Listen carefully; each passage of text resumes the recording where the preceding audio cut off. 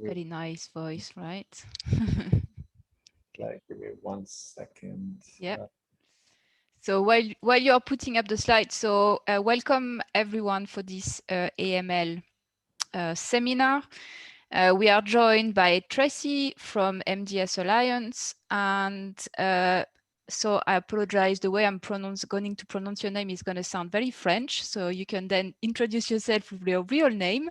So we are joined by Dr. Manos Nikolousis, who is going to talk about the highlights of AML EHA highlights for AML. I'm going to get that right.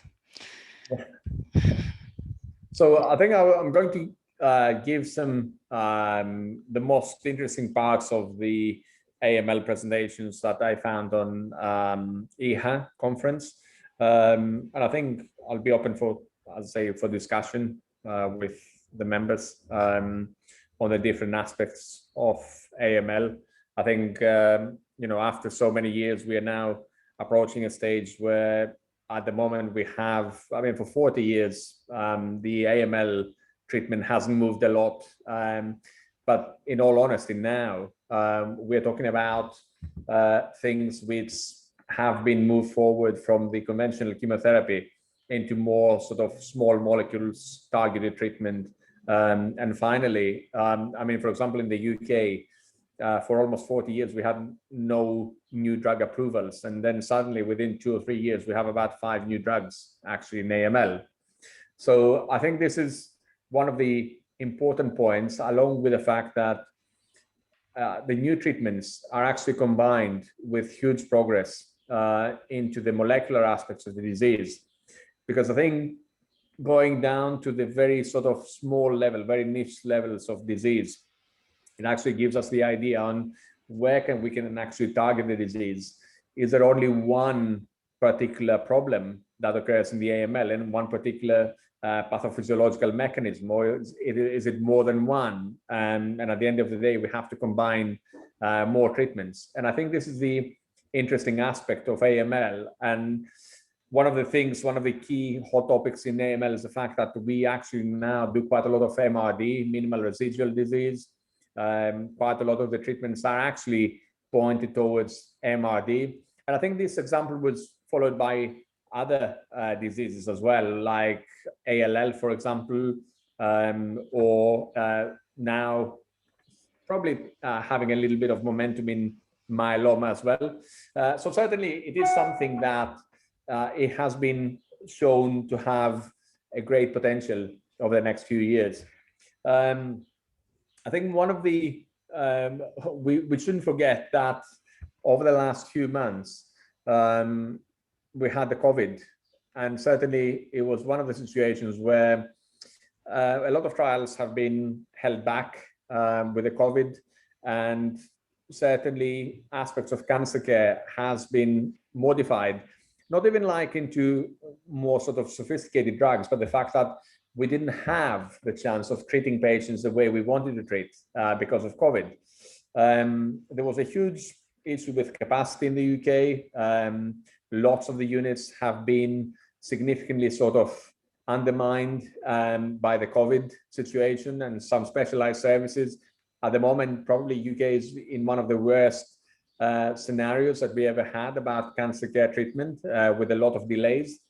And I can tell you my personal experience throughout COVID, both the first wave and the second wave, has been that patients with hematological malignancies, and especially with AML, have actually presented quite late. We have seen lots and lots of AMLs presenting with very high white cell counts.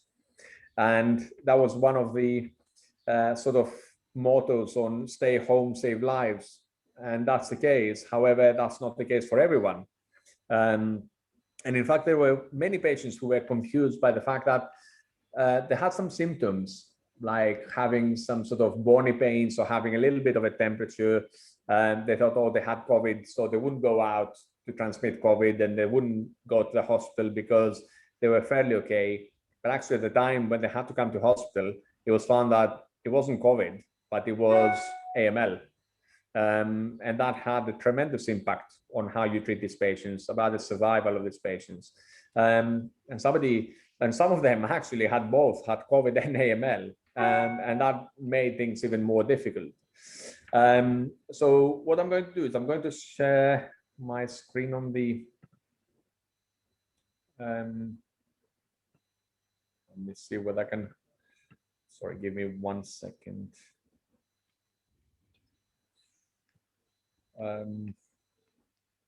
Yep, we can see. Yeah. Yep. Excellent. Let me just start it. There we are. Yeah. So I think it's, as I said, one of the most important things is AML in the COVID era and how we actually treat these patients. And there were a few abstracts that were actually looking at how this sort of, how these patients were affected by COVID while they were in hospital and while they were receiving treatment.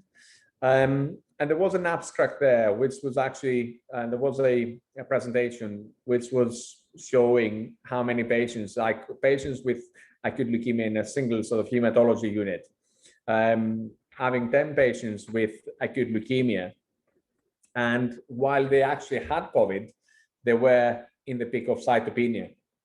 And none of these patients were actually, out of these 10 patients, and 2 of them, I know that they are ALL, but we know that AML is more common anyway. And 9 of these patients have been treated with intensive chemotherapy before they have been confirmed with COVID. And only 1 patient, so 9 patients have been treated, where 1 patient was not treated. It was a newly diagnosed AML, and this patient had COVID. And I think it's one of the most difficult decisions on when to start treatment, what treatment you're going to give, and how this patient is going to respond, or whether this patient is going to have some sort of fatal side effects from the COVID. 3 of these patients had refractory or relapsed AML. And I think, in my opinion, these relapsed refractory AMLs are even more of a nuclear bomb having COVID, because it's very difficult to treat anyway, relapsed refractory AML. Then in the actual sort of exercise, you put COVID, and it is difficult. However, this is one of the beauties of the molecular testing, because if one of these patients had FLT3 positive AML, for example, then you can think that instead of giving very intensive chemotherapy, you have very good data now to suggest that by monotherapy, by having like an oral tablet, you can potentially treat the disease and induce remission and not affect the patient too much. One of the critical things that these patients, despite the fact that they were cytopenic and they were thrombocytopenic, some of them had deep vein thrombosis, which was complicated by pulmonary embolism and interstitial pneumonia. And I think when you have a patient having COVID-related pulmonary embolus, it's so difficult to treat because they are thrombocytopenic. It's very, very difficult to get. I mean, you have to give platelets and you have to give some anticoagulation in order to try and get the balance. But certainly this is a very difficult step. And we found that quite a lot of times, this is something that it can induce a much higher mortality.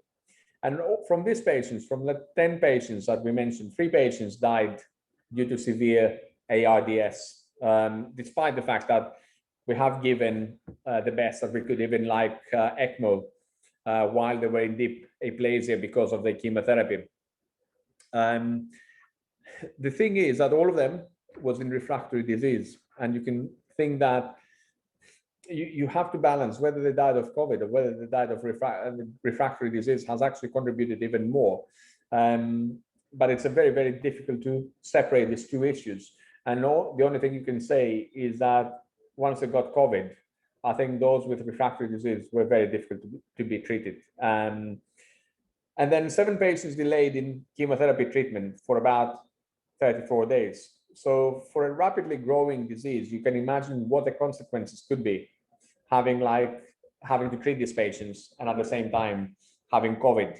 And sometimes what really has stricken me was the fact that some of them became negative, had 2 negatives, then they became positive again, then became negative. So the testing was another problem to start a treatment. It wasn't the most convenient method to actually decide when to start the treatment, because some of these patients, being immunocompromised, they were shedding the virus, and despite the fact that they didn't have any symptoms, they were still sort of positive, and they represented a diagnostic and treatment dilemma.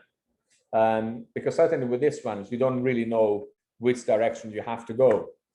I must admit that at the end of the day, AML is probably a more fatal disease than COVID. And there are more patients dying from AML proportionally rather than from COVID. And sometimes you actually have to think, what's the best option for the patient? When do you actually have to treat this patient? Certainly these patients are considered immunocompromised, but on the other hand, when they have a high risk AML, what's going to be the best option for them?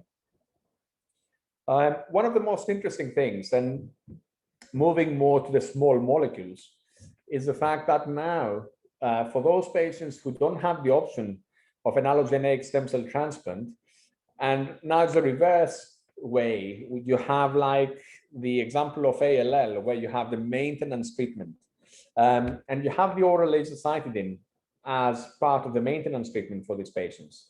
I must admit that the maintenance treatment in ALL is part of a curative regimen. In AML, what you know with the maintenance is that you try to prolong survival, but certainly so far we have no indication that this is a curative option. So with this particular treatment, the oral azacitidine, it has been approved in the US for patients who have achieved complete remission or complete remission with incomplete blood count recovery, and they were ineligible for intensive curative therapy, like having a stem cell transplant, or some of them didn't have a donor for a stem cell transplant. And certainly the oral azacitidine has improved survival for patients with de novo AML and standard risk cytogenetics. However, those patients who had NPM1 in the oral AZA arm had an extended overall survival benefit of more than 2.5 years versus placebo. So this is clearly a group which can actually achieve a very long-term remission. It is a group of patients who can be sort of within the favorable risk group, but having the NPM1 mutation and having not, you don't go for a transplant for these patients, but you have some patients who are older and they wouldn't go for a transplant anyway. So having the option of an oral azacitidine for these patients, certainly it creates a new way that these patients can actually maintain remission and can maintain a better overall survival for much longer. I can see a raised hand by Irid. No, it was. I'm sorry. No, thank you.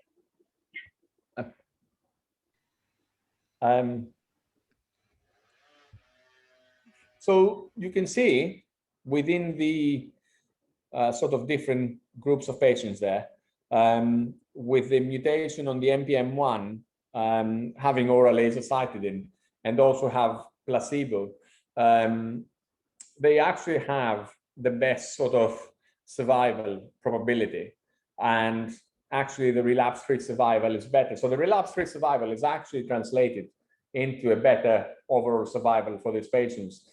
And this is an oral drug, which means that actually these patients do not have to go to hospital. These patients do not need to stay in hospital to have this treatment.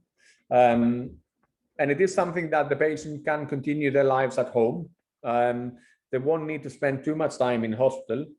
And at the same time, there's a prolonged survival. So certainly this is a drug that can actually have, for this particular group of patients, can have a substantial benefit without even going to very intensive options like an allogeneic stem cell transplant. And then within the new drugs that we have, one of the novel drugs is the CPX-351. And this CPX351 has been associated with better overall survival and better CR rates, especially for patients who had secondary AMLs or AML with MDS-related changes. It is a drug that has a lot of potential, but I think the actual studies that has been, the main study that has been assessed was a study where we had patients between the age of 60 to 75 years old who had secondary AML. And within this secondary AML, this particular drug has shown better responses. Nevertheless, these patients are quite difficult patients. They did go to, it did work as a bridge to a transplant, but it did have a better survival compared to the conventional chemotherapy. That was only done as a monotherapy. From my personal experience, you need to think with the CPX351, we know that the marrow will start reproducing the blood cells quite late. So the median sort of neutrophil recovery and platelet recovery is about 35 and 36 days respectively. So it is a drug that is very efficient in a difficult cohort of patients, but we know that we have to be quite patient about when the actual counts are going to be regenerating in the bone marrow. So the efficacy of this drug was trying to be combined with one of the new treatments. And when we say new treatments, one of them is venetoclax, which is a novel drug, which has been used very efficiently especially in older patients with AML. And older patients with AML do have a significant reduction in overall survival. So venetoclax in combination with either cytarabine or azacitidine has shown a promising overall survival. And I think these patients who received CPX351 in this trial, the VFAST, there are different arms where they combine venetoclax, or they combine CPX351 with midostaurin for the FLT3 positive patients, or for these patients who have IDH2 positivity, enacidinib along with CPX351. And certainly the initial sort of results have been quite encouraging regarding toxicity, but we have to be quite cautious in the different doses, because even with venetoclax, with azacitidine or venetoclax and cytarabine, we know that there are cytopenias occurring, and the same thing about CPX on its own. So the combination, it has to be very carefully monitored. What we want is for the patients to go in remission, but not to have more sort of issues with the treatment they're receiving. Along with the other new molecules, one of them is the pevonidostat, and it's a new molecule where it actually helps creating more complete remission rates for those patients who are older or are unfit, and they had like a single agent azacitidine. I think, in my opinion, when you look at these trials at the moment, azacitidine has been used. In the UK, we know that it's licensed up to 30% blasts. It's a NICE approved up to 30% blast. It is licensed for more than 30% blast, but it's not reimbursed by NICE. Although in other European countries, you do give azacitidine for older unfit patients with AML. But on its own, it has its own limitations. And we know that from the Viale studies from Courtney DiNardo, that the combination of venetoclax and azacitidine does produce durable remissions. So I think one of the main issues there is within this study is it compares azacitidine plus pevonidostat versus azacitidine. But actually, what you have to think is pevonidostat and azacitidine better than azacitidine and venetoclax, for example? Because at the moment, it seems that the majority of the units are using venetoclax and and azacitidine as a standard of care. So this study is ongoing at the moment, and I would be very interested to see the actual sort of relapse-free survival and overall survival for these patients, as well as the toxicity, because these are older and unfit patients. And it's not only whether you actually put the disease in remission, but how do you maintain the quality of life of these patients, of course, given the circumstances that we have. And need to see actually within the peniperidostat the novel mechanism of action and non-myelosuppressive safety profile in order to improve survival outcomes while preserving quality of life. Now, one of the major achievements within AML has been the FLT3 inhibition. And we knew that maybe within the induction therapy, you had about 50% chances of CR in the FLT3 positive patients. But actually, when these patients relapsed, you had very limited options. And many times, chemotherapy only was not the the appropriate treatment, because the actual success rates, the CR rates were very low. And we knew that the use of gilteritinib has actually improved as a monotherapy, improved the CR rates as well as the overall survival compared to traditional chemotherapy.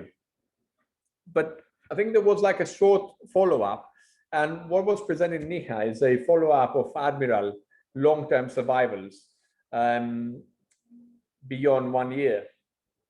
And I think the patients who were alive without relapse, patients who underwent stem cell transplant and adverse events of interest in years 1 and 2 were actually evaluated. Those patients who achieved CR and CRC, the relapse rates were 20% and 45% respectively. And there was a median stem cell transplant overall survival, which was better in the gilteritinib arm with 16.1 months versus standard chemotherapy, although not a major difference. But what you can see is that not many patients had like a very long gilteritinib exposure. Only about 10% of the patients had more than 2 years of gilteritinib exposure. And one of the things is which is quite important, is why these patients didn't get a transplant. Is it because they already had a transplant? Is it because they didn't have a donor? Is it because they weren't fit? And I think the incidences of all the adverse events of interest with the gilteritinib have actually declined in the second year, with a more sort of striking differences being one case of differentiation syndrome and cutaneous squamous cell carcinoma in years 1 and 2. I think gilteritinib is one of the drugs that is going to be studied more and more those days, and it's going to be even like looking at the maintenance post stem cell transplant. So, for example, those patients who were FLT3 positive and had a stem cell transplant, they might actually get a gilteritinib maintenance after the stem cell transplant. A little bit like the sorafenib study, the French study on sorafenib. And I think the beauty of having the beauty and the sort of disadvantage of having all these FLT3 inhibitors, the fact that you do have a lot of FLT3 inhibitors, what you don't know is which one is better than the other. I think it will be very, very difficult to actually decide on a single trial which of these sort of FLT3 inhibitors are better than the others, even in the post-transplant setting. There are some sort of trials which would actually compare midostaurin and gilteritinib or quizartinib in the first-line treatment. But I think generally we now have sorafenib, we have gilteritinib, we have midostaurin, we have quizartinib, we have crenolanib. All these treatments for FLT3, in my opinion, it's very, very difficult to decide which one you're going to use. Certainly, there are some that cover both the ITD and the TKD mutations, but some of them only cover the ITD mutation. And that's the easy part. But if you have if you have to choose from those who cover the ITD mutation, it will be very, very difficult to choose which one is the best. One of the other things that has been used in other malignancies, like for example in CML, is a treatment-free remission. And when we're talking about treatment-free remission, is mainly for those patients who are having a continuous treatment. And this continuous treatment occurs mainly in the venetoclax azacitidine treatment or venetoclax low-dose cytarabine treatment in older patients with newly diagnosed AML. I think one of the questions is when to stop the treatment, when is the optimum time, and whether stopping the treatment is actually giving any particular benefit to any of these patients. So there were, within this retrospective trial, there were two treatment approaches. One was the elective cessation of therapy in remission, followed by monitoring, or there was a continued therapy until the patients relapsed. And certainly those patients who stopped the therapy didn't have any inferior outcomes, but mainly it was for those risk group of patients who had a better molecular profile, like the NPM1 mutated. And this NPM1 mutated had certainly better survival compared to the ones who had an adverse risk group. You always have to balance, because we're talking about older unfit patients, you always have to balance the degree of cytopenias, the side effects of treatment, and then you have to balance on how aggressive the disease is in order to decide and whether treatment-free remission is a feasible option for these patients. And certainly you do need a bigger group of patients to decide whether this is the best approach. I think patients' opinion is very, very important, what they want to achieve. We know that these patients who are older and they might not have the option for a stem cell transplant, they know that it's very difficult to be cured from AML. So you really need to have a very sort of robust discussion with them and to actually say which option is the best for the patient. The other sort of nightmare of the AML is the TP53 mutated AMLs. And we know all these years, even like a stem cell transplant has been very difficult to cure these patients. There's always the search for the best option for these patients. And I think one of the most promising options at the moment is a monoclonal antibody, which is blocking the CD47 called magrolimab. And I think with the magrolimab, the beauty about magrolimab is the mode of action that induces tumor-phagocytosis, and it does eliminate the leukemic stem cells. We know that we have the hematopoietic stem cells, and those are the stem cells that produce all the blood cells. But I think the hematopoietic stem cells are the actual healthy stem cells, those that give rise to the main elements of our blood, the red cells, the white cells, the platelets. It's very difficult to actually think about a leukemic stem cell and to actually think how a leukemic stem cell is giving rise to the leukemia process. And is that the only sort of the only pathophysiological event, or is there any other things that are going on during the disease that's actually affecting the survival of these patients? But I think with magrolimab, when you combine it with azacitidine, which is a hypomethylating agent, interfering with within different times of the cell cycle, it can be quite promising by inducing an eat-me signal on the leukemic blasts. And this would actually promote the elimination of leukemic blasts that give rise to the further blasts of the disease. And the initial phase 1 study of the magrolimab, they had 12 untreated TP53 mutant AML patients who were unfit for induction chemotherapy. And in fact, what we don't know is whether induction chemotherapy is actually better for these patients with TP53 mutations. It might be that actually magrolimab, if you combine it with azacitidine, can induce a better remission rate than the conventional chemotherapies that we had so far. So the CR/CRI rate for those patients was about 75%, with a duration of response not reached for the phase 1 study. So certainly this is a drug, I think, that will play a huge role in the future, especially for those patients who have p53 mutated AML. It could have a massive effect for those older unfit patients as well. But we mentioned earlier about pevonidostat and azacitidine. We're mentioning magrolimab and azacitidine.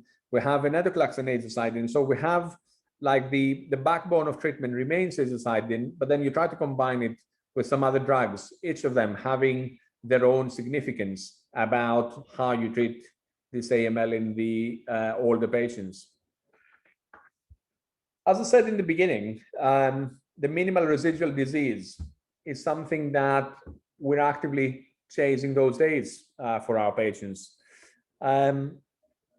It's not like the easiest thing to do. And this is because you need to have the right lab, you need to have the expertise to analyze the minimal residual disease, and you need to know what to do with the results of the MRD. It depends, the MRD depends on the different molecules that we have in AML, and not all the molecules are suitable to perform MRD. Like with the CML, where we have the BCR-ABL, and they have introduced the international standardized ratio for this particular test. There was the MRD with the ELN collaborative laboratories to actually look at the MRD results from different labs and see whether a more sort of unified approach is feasible. Because the MRD results may vary by method and laboratory, and it can be difficult to compare the MRD results across different laboratories. So using the next generation sequencing, it has been shown to be a sensitive and prognostic methodology for MRD detection.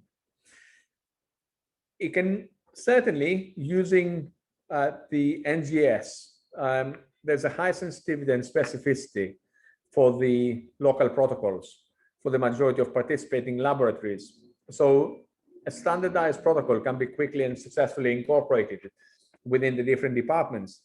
And as I said earlier, the MRD is something that can drive further decisions, but it's not easy for all the different molecules. For example, one of the main MRD tests that we use in the UK is the NPM1 mutation. And this is the one that can actually drive the specific mutation, the specific intervention in these patients. And the NPM1 can actually be very sort of, it can give guidance, the appropriate guidance towards the different sort of treatment options. So you have the stem cell transplant, or you have the consolidation chemotherapy. And within the NPM1, it does allow the early identification of patients with AML at high risk of relapse.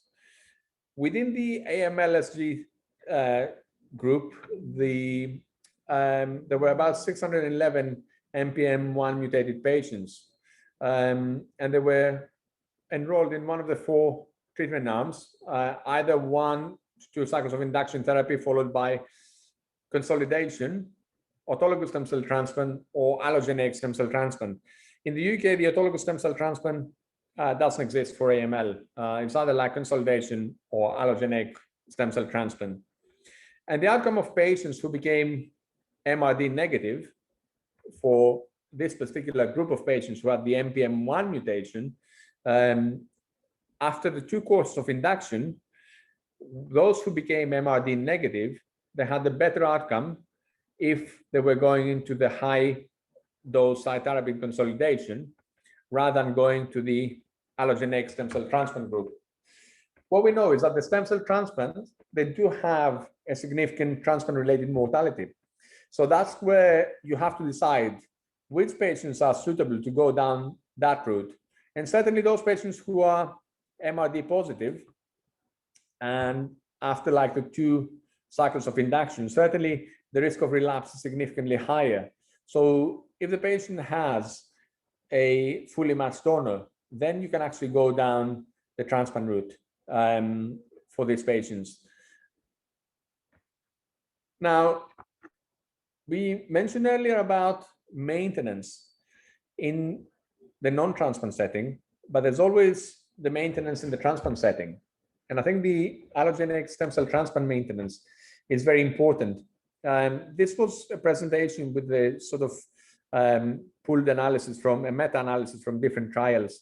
And they looked into the different different maintenance therapy post-allogeneic stem cell transplant. And they looked at the FLT3 inhibitors like sorafenib and midostaurin, or hypomethylating agents post-allogeneic stem cell transplant. Now, the biggest issue with the maintenance after a transplant is the fact that not all the patients could actually tolerate getting a maintenance treatment post-transplant. It's always difficult to try and think which will be the ideal patient.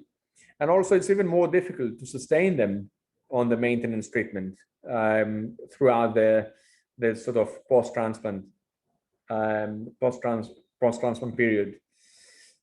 So it's really about the balance, whether they do have a benefit if they go down the maintenance route, or they need to do, or they just need to be left alone without any maintenance. Certainly the meta-analysis is not the greatest tool, but does give you some idea. Within the maintenance post-allogeneic stem cell transplant group, there was some improvement in the overall survival. There was advantage in overall survival with either TKI or hypomethylating agent maintenance, but also the relapse rates were significantly lower in the maintenance group compared to the non-maintenance arm. And I think that probably accounts for the better overall survival. But one of the main sort of disadvantages, as I said, within the maintenance trials, and especially with the hypomethylating agents, the fact that many times there have been trials where the actual sort of treatment was interrupted because of cytopenias. And to me, this is one of the main areas where we have to be very careful post-transplant. Don't forget that all these transplant patients, they have like a whole lot of medication to take. And on top of that, when you actually put them on maintenance, there's always a fine balance that you have to monitor very closely. Now, 20, 30 years ago, we had all the transplants for we had the transplants for acute leukemias, and the transplants were done by using a full intensity conditioning regimen. But actually, those days, the type of transplant that we do most is the reduced intensity conditioning. What we don't know is that whether this reduced intensity conditioning allograft for AML is actually good enough when you have MRD before the transplant. And we looked at the 2 consecutive frontline NCRI trials for patients more than 60 years old, the AML-16 and AML-18, in order to actually see whether there was a benefit from the RIC transplantation in CR1, and for those patients especially who were not like in full MRD negative remission. And both trials had a double induction with daunorubicin and clofarabine, or daunorubicin and cytarabine, plus or minus gemtuzumab, and daunorubicin and cytarabine and gemtuzumab in AML-18. It was quite a big number of patients, but what you have to see there is in AML-16, there were 983 patients in CR1, and actually those who had a transplant was only 15%. So the conversion rate to the transplant is quite a small one, despite the fact that we're talking about patients above the age of 60. And I think those days, there's quite a significant number of patients who would actually go for the transplant between the age of 60 to 70. But then in the AML-18, you can see that there was almost like double the amount of patients who actually went for a transplant. And it is significant to see that those patients who were going for an allograft did have, despite the MRD positivity, they did have a good overall survival. And about, they had like the median, they had like the 2 years, about 50% of them were alive at 2 years. So it is significant with a transplant for those patients who are MRD positive that are still alive. And it is a curable option. It is a curative option. The graft versus leukemia effect seems to be a very important option for these patients. It is feasible because of reducing density conditioning. There are novel treatments now. We tended to use fludarabine and busulfan as conditioning. We tended to use fludarabine and TBI as conditioning. But now there's a new agent called treosulfan that has been shown in different studies to reduce the transplant-related mortality significantly. So it's not only the fact that we're doing reduced intensity conditioning regimen, so the intensity of the transplant is significantly lower than before, but actually these patients that we do with the new conditioning regimens, they can actually achieve a much better transplant-related mortality. And this has been shown in different trials with treosulfan. So those were the main aspects from EHA from my end. So I'll be open for discussion.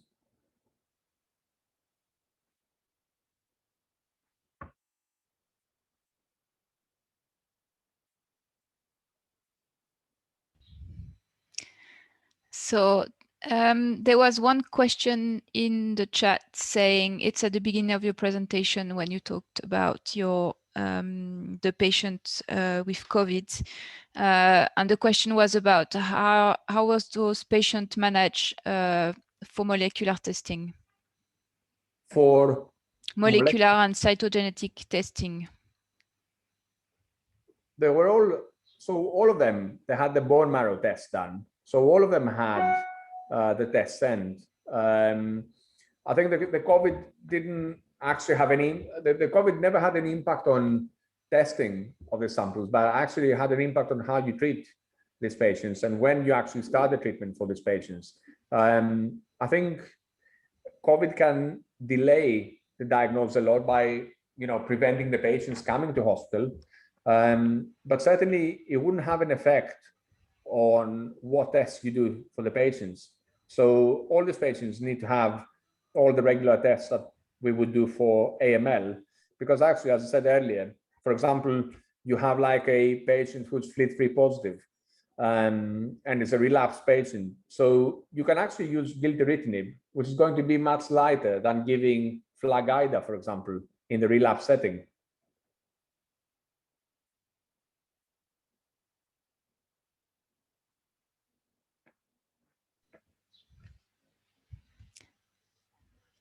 There doesn't seem to be any more questions for now, at least. So maybe just. I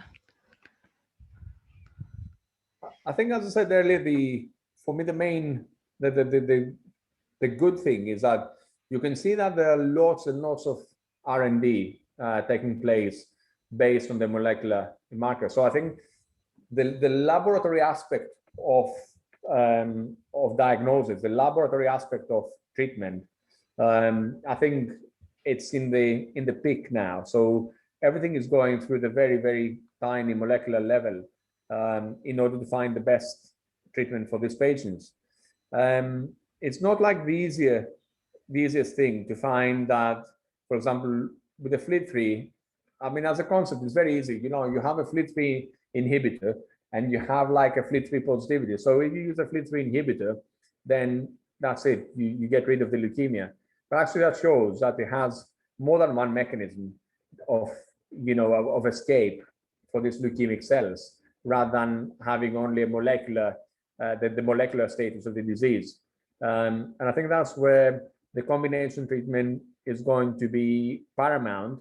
But I think all the novel treatments, despite the fact that it's not chemotherapy, they still have side effects that we have to be mindful about. They can still affect the quality of life of the patient. So we really need to find the right balance for these patients and find the right combination. And I think this is where, you know, the trials help a lot.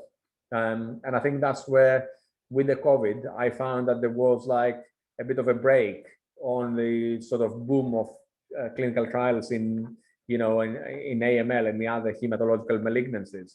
And I think hematological malignancies certainly are the ones that they have most of the potential of the last 5 years compared to the solid organ tumors. They had like a huge potential. They had like lots of novel treatments, and they probably pioneered the area of clinical trials. Yeah, definitely. So there's another question asking if there's any intensive chemotherapy that you can give to an outpatient. Any intensive chemotherapy? Yeah, it depends on the setting that we're talking about. So, for example, when we're talking intensive chemotherapy, for example, CPX 351, we were giving it as an outpatient chemo. But there's no doubt that these patients will come in as an inpatient at some point. So CPX, for example, in induction, you give it as day 1, 3, and 5, and it's only like a 2-hour infusion. Generally, for the first cycle, I wouldn't let anybody who's fit for intensive chemotherapy, because in new diagnosis, I would feel a little bit uncomfortable to let them be treated as a sort of outpatient. However, when we're talking about the second course or consolidation with high-dose cytarabine, most of these patients we were giving it as an outpatient at Heartlands Hospital. So it was easy to do that with a high-dose cytarabine, and it was easy to do that with the CPX that we were doing on day 1 and 3. So it's not uncommon to do that, as long as you have a unit that is organized.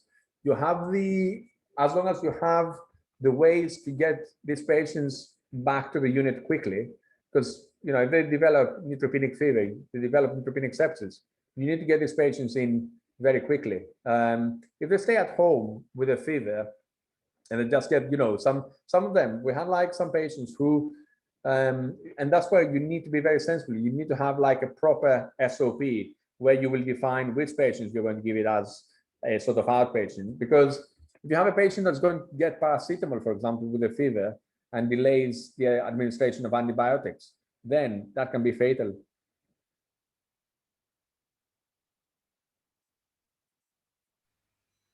Thanks a lot. That was very clear. So I don't think there's any more questions from people attending. So if you think about any questions, you can still send your questions via email, and we would then forward to you. And we will share the recording of the seminar as well as the slides on the website, on the Alan website, and on social media probably as well. And yeah, we would like to thank you for being here with us and giving a nice talk and some of your time as well for us. The next presentation is going to be in 1 hour and 7 minutes. So if you can disconnect and reconnect in 1 hour for people who are attending the second talk, which is going to be on secondary AML and MDS. Thanks again for joining us, and take care for now. Thank you See very you much. in an hour for the others. Thank you. Bye-bye. Bye. Thank you. Bye.